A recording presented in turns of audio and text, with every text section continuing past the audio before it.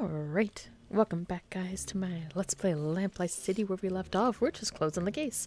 I ended it at a weird spot because I figured, you know what, we'll see all the endings in the next episode, and here we are in future pause, referencing past Paul in regards to where we ended it last. But anywho, let's do the whole multiple endings and, you know, resume the story. Got a moment, Upton? Yes, but let's make this quick. So let's do the one we know, and then see the epilogue and everything, and we'll do the whole doodaloo shenanigans. I'm done with the Lathan. Oh? It was Roger DeVay. Totally was. Trying to remember. Yes, it is. It may have been a while, but yes, it's Roger DeVay. She was murdered by Roger DeVay, a professor of art at the university, in order to claim her inheritance. DeVay befriended Miss Lathan and even painted her portrait, but his failure to establish a name for himself and earn a living from his art was driving him mad. Miss Lathan cared for him as a son, and recently changed her will, naming Roger as her sole beneficiary. Roger knew of this, and decided killing Miss Lathan was the best way to solve his financial troubles. And how did he manage to do so? Desiree had given him a key to her apartment. While she was out at the Grand Dame's ball, he entered and left a pile of rags soaked in linseed oil under her bed. She arrived home drunk and passed out, unaware that the rags were growing hotter by the minute. Eventually, the oil burst into flames, burning the rag pile as well as poor Miss Lathan. How awful. Well, I'll certainly pass along the information. What an astounding series of events. Although I'm sorry you won't be able to gloat to Snelling that you solved the case before his detectives did. I can find other means of amusement, I think. Good work, Fordham. As usual, I'll send anything else your way as soon as I get it. Roger DeVay? Yes, what is it? You're under arrest for the murder of Desiree Lathan. Oh, I see. Come with me. We need to ask you some questions at the station. And you up there, make yourself decent, would you?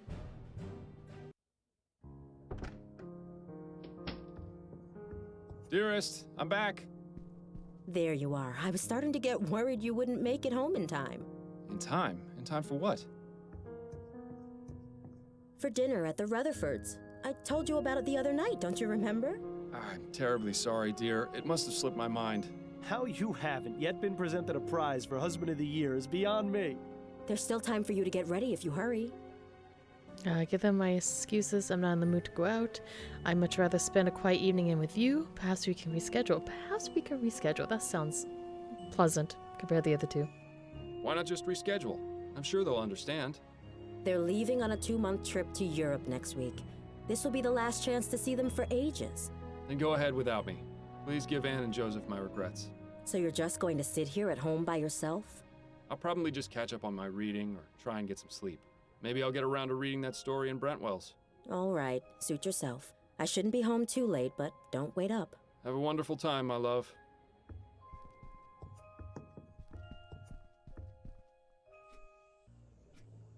Alone at last. If only I were. Careful what you wish for, Miles. You just might get it. Seeing as I won't, I think another trip to the Angels in order. Oh, you're gonna break your word in addition to lying? That's bold. Nonsense. I'll be home in no time. It'll just be a quick drink to calm my nerves and get you out of my hair. I think I need a machete for that, Ford. Very funny. So, that last case was really something. Classic example of murder for money. Such a shame. Perhaps with Roger in jail, Miss Lathan's riches will go to a more worthy cause, like feeding the poor. You're not listening to me, are you? Oh, right, you've had 2 drinks already. Fine, I'll just see myself out. Copper for your thoughts, Miles? Oh, I was just thinking about a story I read tonight in Brentwell magazine. It's called The Dissembling Mechanism. Are you familiar with it? Afraid not. Brentwell isn't really my type of magazine. It isn't mine either, but my wife suggested I read it, and it struck a bit of a chord. Go on then. What's it about? There's this inventor. He's the greatest mind of his age. There's this inventor. She's the greatest mind of her age. The story concerns an inventor, a woman who's the greatest mind of the modern age. In this story, ethericity's been discovered, and the inventor understands and uses it in her work. Ah, one of those fantastic speculative stories. Anyway, this inventor spends her time creating mechanical wonders, the likes of which the world has never seen. One day the inventor's spouse dies tragically, the inventor's child dies, or the sibling. Ooh, yeah. The inventor has a brother, whom she loves dearly.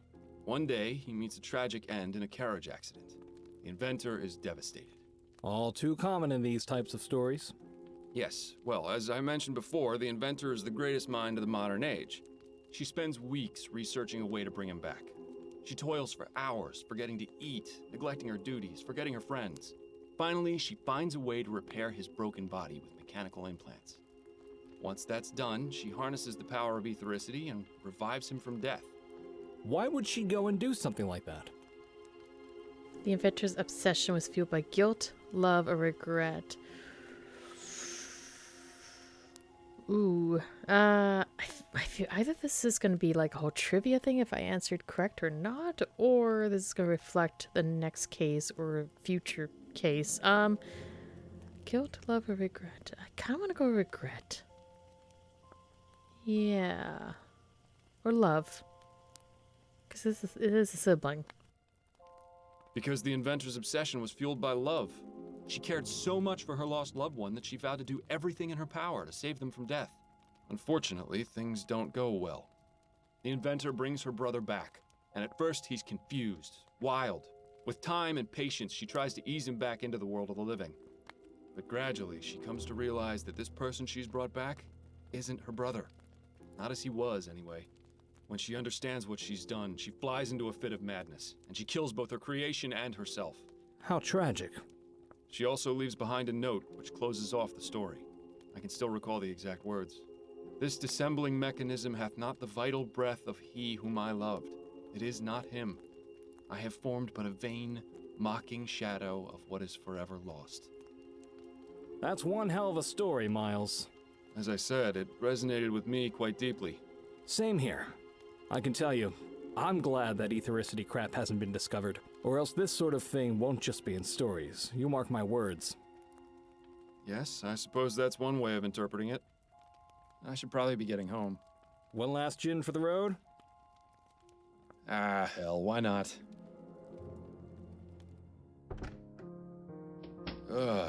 It's later than I thought. Addie must be asleep. Miles, I thought you said you were staying in tonight. What happened to you? Nothing. I went out for a bit and lost track of time. Miles, you're dead drunk. No, of course I'm not. Don't you dare keep lying to me, Miles. It's obvious. I can smell it on you. But I'm not drunk. I only had 2, I think. I don't care how many you had. You promised me this wouldn't happen again. Where exactly did you go tonight anyway? I was at the Angel. I was at some bar. I forgot the name. I'm gonna be honest, because it's the wife, and I feel like this is gonna be a point that they're, it's a whole like, okay, we're gonna talk this out. We're gonna solve the problem. There's a little bit more happening, or it's gonna be the whole, you're not telling me the truth. Get the hell out of the house, kind of thing. So I'm gonna be honest. We're gonna be honest. I was at the Angel. The Angel? But why would you go there? I suppose I was just trying to relive the old days. So why didn't you tell me you were going? I don't know. Miles, this has to stop. First it was that sleep medicine, now you've started to go out drinking yourself into a stupor after you explicitly promised me you wouldn't again. It's clear that you've been keeping something from me and using drugs and drink as a way to avoid dealing with it. No, really, it's just... No, Miles. I'm tired of the lies. I heard what you said when I came home from my appointment with Mrs. Lefebvre. God forbid Adelaide ever find out about something. I wanted to think I'd imagined it, so I let it go. But I've come to realize just how wrong I was. Addie, please. Enough. No more excuses, no more lying. I just want to hear the truth. What is it you're not telling me? Ooh, okay. If I tell you, you think I'm crazy. If I tell you, you never believe me. If I tell you when I understand, just tell her. That's it. I mean, yes, crazy, yes. Let's top one? Top one. I can't tell you, Addie. I'm sorry, but if I do, you'll think I'm crazy. Do you know what I think is crazy, Miles? The fact that you think it necessary to lie to your own wife. Am I to believe that for all these years you've never felt you could trust me? Of course not. It's just that this is different. A lie is a lie, Miles. And the bottom fact is you've been lying to me for months. Perhaps I was too naive or too distracted to see what was really going on, but you finally opened my eyes. This can't go on. I refuse to let it go on. What are you saying? Get out, Miles, and don't come back until you're ready to tell me the truth. Addie, you don't mean that. I do mean it, Miles. I don't care where you spend the night, but it's not going to be here. If you ever decide you want to tell me what's going on, I'll listen. But until then, just go.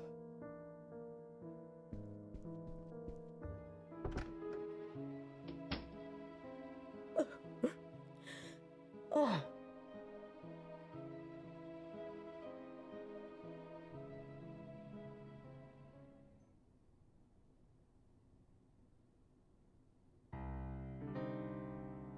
Take me away from all my troubles.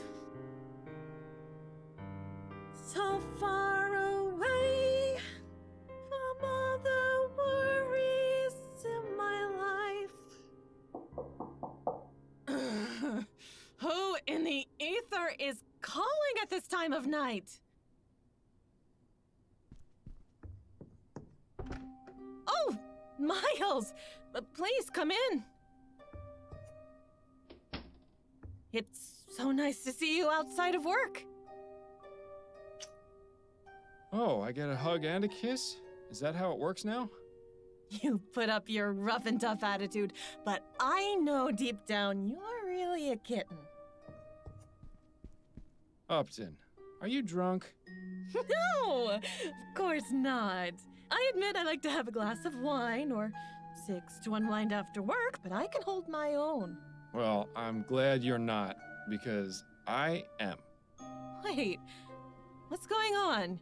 Is everything all right? No, I'm afraid I've made a mess of things at home. Addie threw me out. Oh, Miles. I'm terribly sorry to hear that.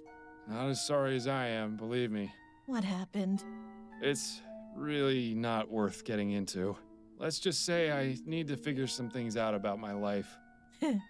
Don't we all?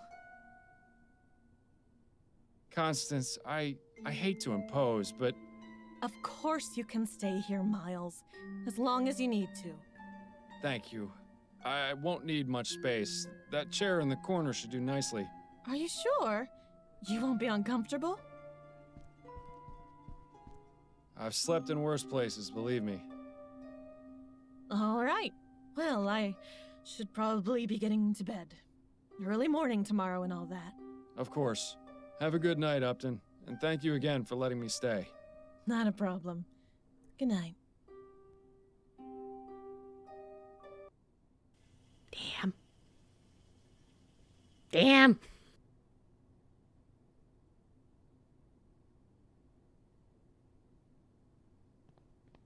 Ah, election night. The perfect opportunity to switch out one rich swindler for another. Don't know why you're wasting your time. It's not as though the Prime Minister actually does anything. It's oddly quiet in here. Maybe my mustache drawing campaign had an effect after all. Good evening, sir. Are you registered to vote? Yes, I am. Here's my registration card. Very good, Mr. Fordham. You've come at an excellent time. Go ahead and step inside a booth. Take as long as you need. Thank you, young man. Oh, snap! We gotta vote. I think I remember who I want to vote for. Hopefully, I can find out what his name was. I remember which one, like the one that doesn't want to do like a lot of the imposing robots, or in a lot of things. That one. I do words well. Anywho, let's check out the other endings with me now. Doodle doodle doodle. She was the unfortunate victim of spontaneous human combustion. I beg your pardon? There isn't a scientific explanation for it, but she fits all the criteria. She was an elderly woman, she was known to drink excessively, and the way her body burnt is consistent with all previous accounts of spontaneous combustion. Add to that the fact that very little around her was damaged by the fire, and you've got a textbook case. You know, I heard a few of the officers talking about a demon getting into her, but I had no idea it was an actual documented occurrence. Well, this is certainly one of the more unusual explanations we've had, but I'll pass it along. Although I'm sorry you won't be able to gloat to Snelling that you solved the case before his detectives did. I can find other means of amusement, I think. Good work, Fordham. As usual, I'll send anything else your way as soon as I get it. She was murdered by Margaret Andrews out of jealousy. Her husband, Peter, was obsessed with Desiree and constantly sent her love letters, even after marrying Margaret. When Mrs. Andrews found out, she flew into a jealous rage and killed Miss Lathan by burning her to death. And how did she manage to do so? I'm unclear on the exact specifics of how, but her criminal history of arson indicates that she is the most likely culprit. Dastardly. I'll pass along the information. Perhaps the other detectives can find a definitive link to Mrs. Andrews' method. Good work, Fordham. As usual, I'll send anything else your way as soon as I get it.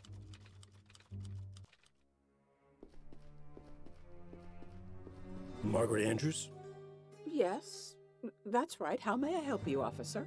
You're under arrest for the murder of Desiree Lathan. What? But that's impossible. What proof do you have? I'm not obligated to answer your questions, madam. Now please, come with me. Oh, you pigs are all the same. But just you wait. Edgar and Hubert will avenge me! I've got absolutely nothing. There's no plausible explanation for what happened to her. If you didn't find anything, I don't have much hope that the police will. Well, not much else we can do here. I'll send you along another case in due time. All right. So, with all these other endings out of the way, let's awkwardly stare around where this guy stares at us. So we'll talk to him as well, but let's start from the course to the left and work our way to the right, and then we'll talk to him. So let's go. I thought they were trying to encourage people to vote. With all these rules, it's a wonder anyone bothers. What else? We can't leave, unfortunately. Sign. Yeah, at least you're already registered to vote. Having to go through that bureaucratic nightmare tonight would have just added insult to injury. Very true. Flyer. An ad for a brothel. At least they seem to know their audience. Was not expecting to see that in a voting area, but okay. Okay. Registration book. A list of fools who think their opinion will actually make a difference. You can tell someone is really against voting. Holy crap. I mean, shoutouts, guys. Please vote. Next time there's a voting thing happening, electoral voting, whatever states call it, or provincial voting, or, you know, federal voting, go vote. Let your voice be known. Vote, damn it. Let's look at these pamphlets. And then, yeah, we'll go vote. And it hopefully this tells me who I should vote for. Oh. Okay, re-elect Herbert Atwood. Citizen of New Bretagne, no. A vote for Atwood is a vote for progress. The truth of the matter is that STEM technology is necessary in our modern lives. Prime Minister Atwood vows to fund etheric research and builds a better, prosperous future for Vespus. Oh my goodness, this is the time that I have problems saying words, and its people. Don't be fooled by the lies and confusion of the ignorant masses. Bring insert city's name into the future. I pronounced it fantastic. Leroy. Citizens of New Bretagne. Where's his photo? What does he look like? I guess we don't know what he looks like. It's a mystery to everybody. Do you want to be replaced by a machine? No. Maybe. Actually, do I get to still get paid and be lazy? That's the question. If machines take over, do I get to be lazy and get paid for it? Or do we no longer get paid and we just all relax?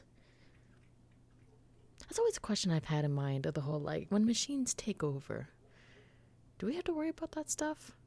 do we still have to worry about that stuff? Have you or someone you love been injured or killed by steam tech? Is it hard to understand how anyone could fall from the ethericity lie? And then vote Hart Leroy, the man of the people. We find ourselves at a crossroad. Oh my goodness, I can't. I'm sorry, guys, I can't say anything today. Politican. Oh my God. People who are a bunch of wieners that run our country and con artists are trying to play you for a fool. The true future of Vespucia, oh my goodness, lies in the sweat of its workers. Don't fall for the lies and flights of fancy steam tech is not the solution. Hart Leroy will ensure that jobs are kept and strive to create even more of them. Keep your head out of the clouds and your feet on the ground. Vote Leroy. Okay, I don't want to vote yet.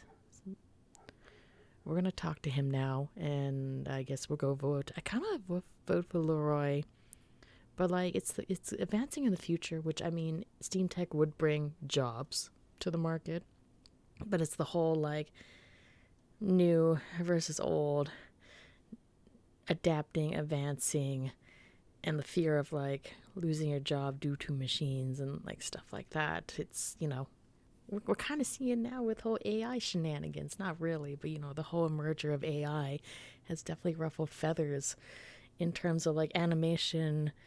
Well, in the entertainment business, like animation, your voice acting, your your script writing. Like we're definitely seeing it happen right before our eyes.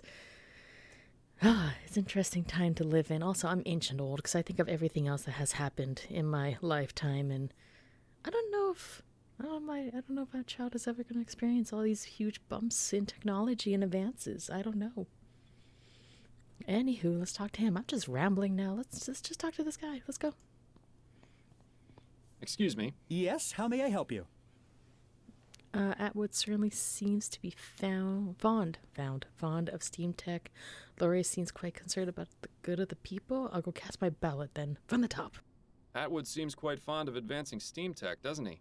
That he does. He's promised to fund research of ethericity, as well as introduce more automated technology to increase production and boost Vespucia's economy. If social progress and futurism are important to you, you'd be wise to vote for him. Is that your official endorsement? No, sir. Merely stating the facts. Leroy is really pushing this whole man of the people angle, isn't he? Indeed. He wants to minimize the use of steam tech and ensure that people all have jobs. Leroy doesn't believe that ethericity exists, and instead wants to look into more practical energy sources. He also wants to prioritize the building of the bridge between Gascon and the Chum. I recommend taking those facts into consideration when making your choice in the booth. Where is everybody? Where is everybody? I'm not sure. I was told to expect large crowds, but so far we haven't had more than about 50 people in here. The polls have only been open for a couple of hours, though. I imagine things will pick up around 8 o'clock. Or it could just be that everyone has come to their senses and isn't wasting their time. I'll just go cast my ballot then. Very good, Mr. Fordham. Oh my god, I don't know who to vote now, because I kind of stick to Leroy. I like the fact of for the people and bridging it, and, you know, it sounds like he's more for, like, the middle, lower class versus, like, the higher class, which, I mean, yeah, I think I'll vote for Leroy. Oh, yeah, okay, unless we don't get to vote, we'll find out. Maybe something will blow up in here and we have to solve a murder. Let's go.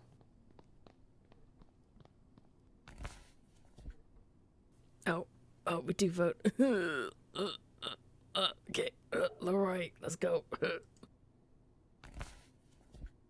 Well, that's taken care of. Thankfully, the Angel isn't a polling place, so we can still have a nice quiet evening.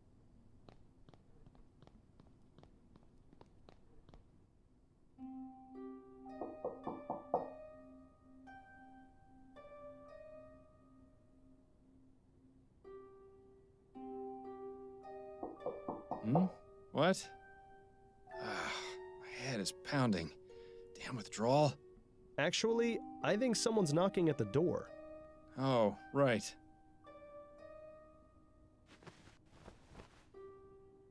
Okay, can I look around? Or do we have to not? Okay, we can look around and then acknowledge the door. So let's go this way all the way to the door. Let's go.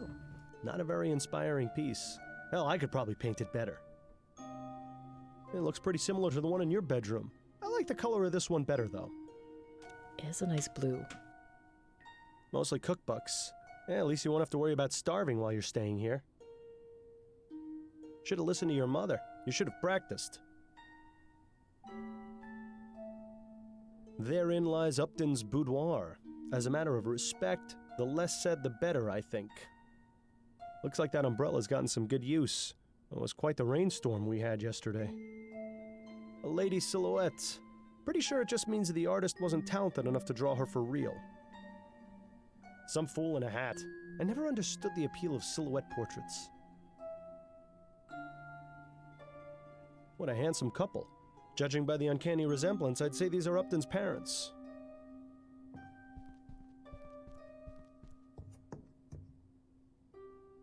Oh no. Oh no. Newspaper reading. Alright, let's see what we can do here. Don't mind the noise in the background. It's just cats being cats and dogs being dogs. I'll try my best to edit it out, which I don't think is going to happen when I'm reading. Anywho, Hart Leroy continues election celebration. Yay! Our single vote affected the entire thing. After beating Herbert Atwood in a stunning upset, Hart Leroy has continued his victory tour. Yesterday, visiting the Thornburn Ironworks in Chamonderlee. Workers cheered as the Prime Minister-elect gave a rousing speech in which he outed his plans upon taking office next month. Your jobs are safe. Your livelihoods are safe. Steam Tech will not replace you, Leroy repeated several times throughout his address to thunderous applause. Leroy defeated Atwood in a stunning landslide with over 73% of the vote. Most voters cited his stance on preserving jobs and shunning steam technology as the deciding factor. Leroy's first order of business will be resuming construction of the Gascon Chaumarterie Bridge, creating several jobs. Continued on page 8. The justice killer strikes again. The latest victim of the serial murderer in Burley cause of Chaumarterie. Oh hey, that bridge. Sorry, just the bridge and that. Cause was discovered in his apartment, killed by a single gunshot wound to the head. His neighbor, Ethel Williamson, reported a domestic dispute in which she heard the gunshot. Police arrived at the scene and found Cause, along with the word justice written in blood on the wall of his parlor. The Gazette has learned that each of the men found murdered previously in Chaumarterie were found in the exact same situation, contradicting the police department's previous statement that the murders were unrelated. Oh, snap. Due to the murderer's unusual display at each crime scene, he has earned the name Justice Killer. As of this writing, there has been no established link between the victims' cats. Stop being butts. Stop being butts.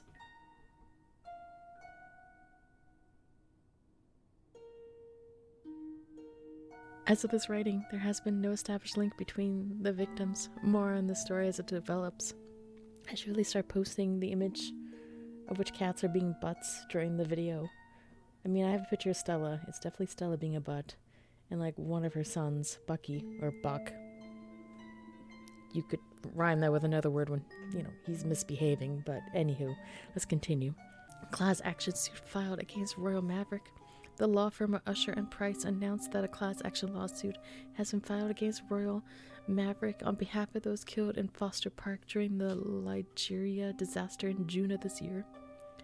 Those who lost family members on June 24th, 1844 as a direct result of the airship Ligeia crashing into Foster Park are encouraged to contact the law firm at 72 Cadman Street in Worcester. Royal Maverick operates several transportation services, most notably transatlantic airship services.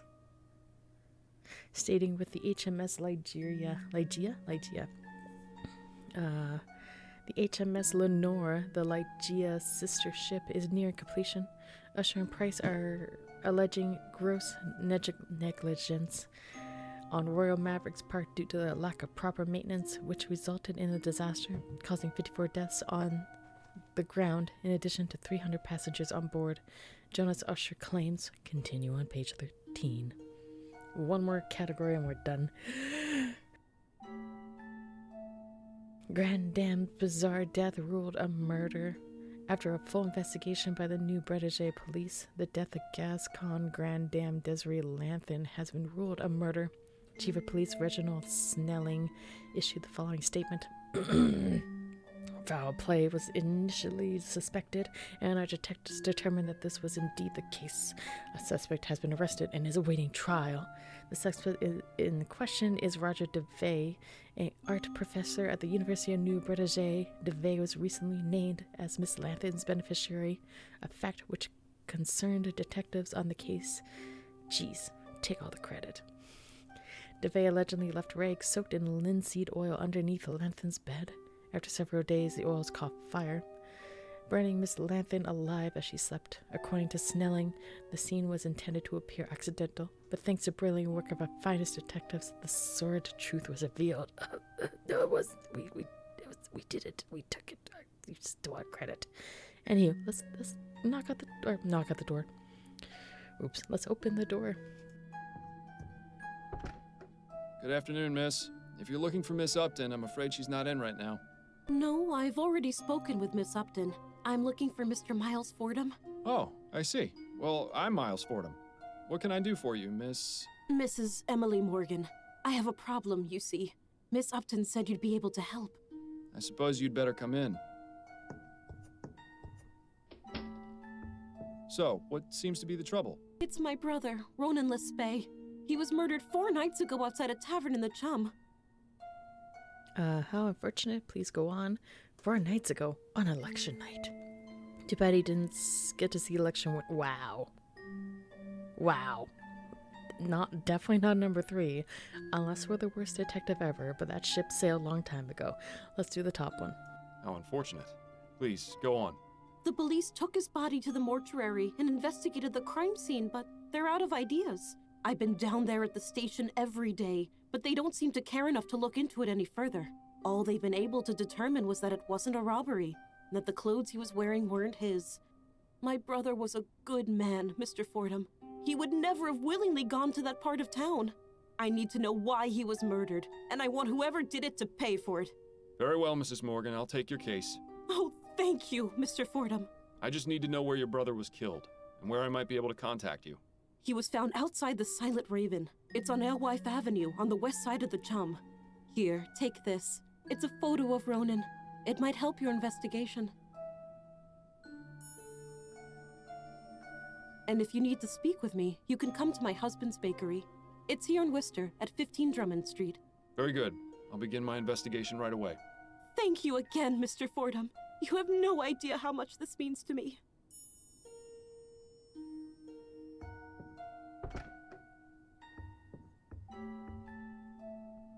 Well, this case has our names written all over it.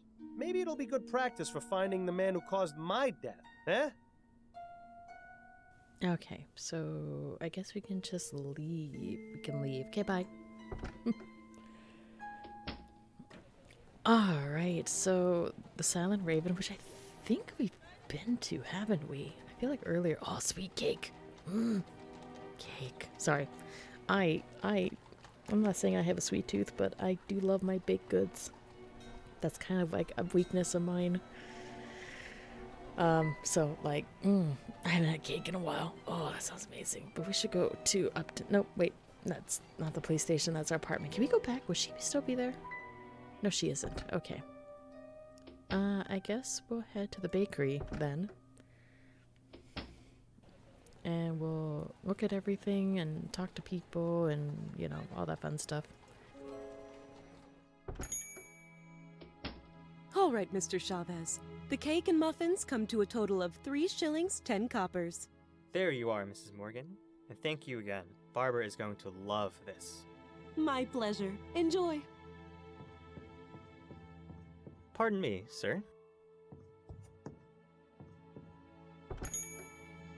I'm sure Barbara will enjoy them, the cow.